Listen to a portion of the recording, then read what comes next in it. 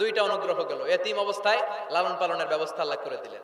পথ খুঁজতেছিল, আল্লাহ পথ দেখায় দিলেন। এরপর আল্লাহ বললেন ওয়াজাদাকা আইলান ফাআগনা।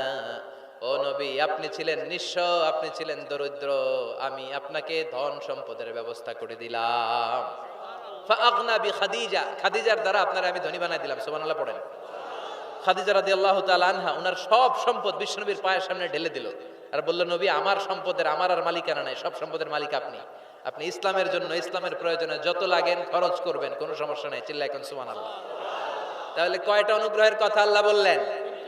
চিল্লায় বলতে হবে, আরো জোরে, সবাই মিলে বলেন কয়টা? তিনটা অনুগ্রহ শেষ। এবার তিনটা কর্মসূচি, তিনটা ওয়ার্ক প্ল্যান।